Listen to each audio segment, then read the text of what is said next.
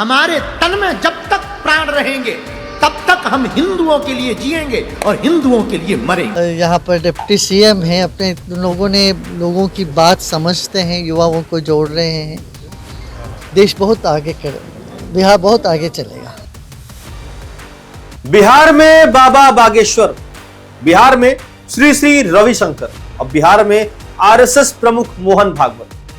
बिहार में विधानसभा चुनाव शुरू होने के लिए कुछ महीनों का समय बाकी रह गया है।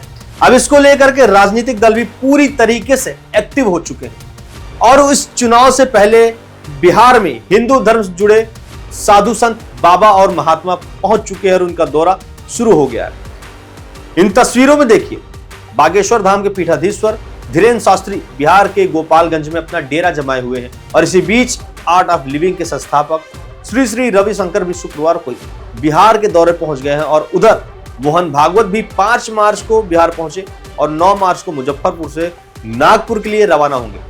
यानी हिंदुत्व से जुड़े हुए बड़े 3 नाम इस समय बिहार की धरती पर हैं और इनमें बागेश्वर धाम की पीठाधीश्वर पंडित धीरेन्द्र शास्त्री हिंदुत्व को लेकर के ज्यादा मुखर दिख रहे हैं। बिहार के गोपालगंज में पंडित धीरेन्द्र शास्त्री अपनी हनुमान कथा में हर दिन सनातन को मजबूत करने और हिंदुओं को एकजुट होने वाले बयान लगातार देते हुए नजर आ रहे हैं। अब सुनिए बागेश्वर धाम की पीठाधीश्वर पंडित धीरेन्द्र शास्त्री ने क्या कहा। ये राम का देश है, भगवान कृष्ण का देश है। हमारे तन में जब तक प्राण रहेंगे तब तक हम हिंदुओं के लिए जिएंगे और हिंदुओं के लिए मरेंगे। उधर आर्ट ऑफ लिविंग के संस्थापक श्री श्री रविशंकर भी शुक्रवार को पटना में दोनों डिप्टी सीएम के आवास पर पहुंचे। डिप्टी सीएम सम्राट चौधरी के सरकारी आवास पहुंचे, जहां उन्होंने सम्राट चौधरी की जमकर के तारीफ करी। उसके बाद वो दूसरे डिप्टी सीएम विजय सिन्हा के घर पर पहुंचे और इस दौरान भी उन्होंने कहा कि बिहार को आगे बढ़ा रहे हैं और बदल रहा है बिहार, हमें बहुत खुशी हुई है और ये खुशी की बात है। सुनिए रविशंकर जी ने क्या कहा।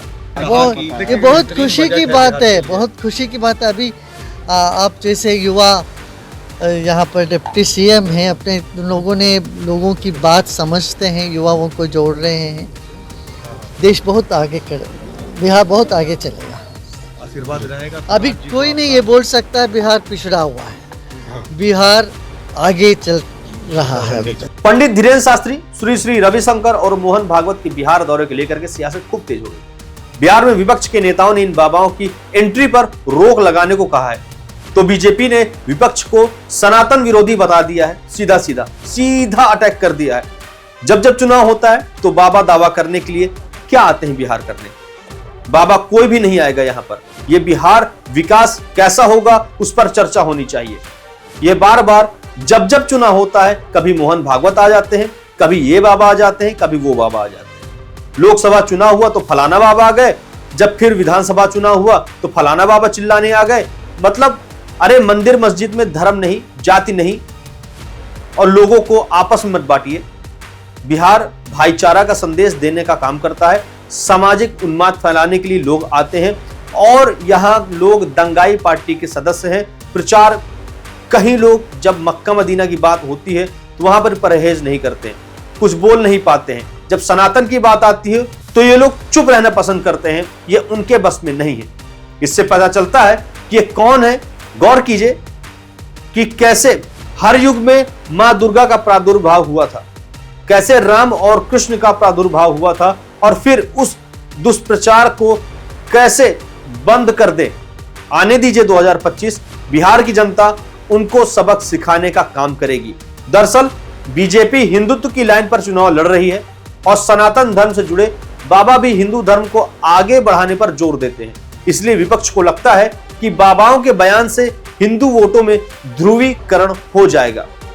तो कुछ इस तरीके से बागेश्वर धाम के पीठाधीश्वर धीरेन्द्र शास्त्री के बिहार पहुंचने से हड़कंप मच चुका है।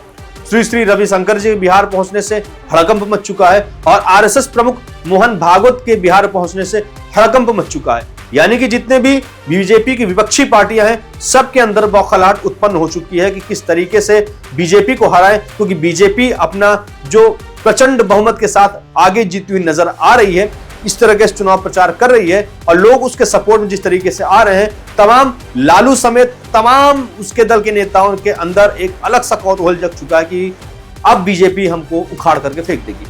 तो इस प्रकार से बिहार में पूरा का पूरा राजनीतिक माहौल गर्म चल रहा है, जिसको लेकर के अलग अलग जगह से अलग अलग प्रतिक्रिया आ रही है।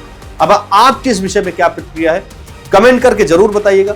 साथ ही चैनल को सब्सक्राइब करके बेल आइकन दबाइएगा, ताकि तमाम खबरों से हम आपको ऐसे ही रूबरू कराते रहें। फिलहाल इस वीडियो में इतना ही, दीजिए इजाजत। मिलते हैं अगली वीडियो में, तब तक के लिए जय हिंद, नमस्कार।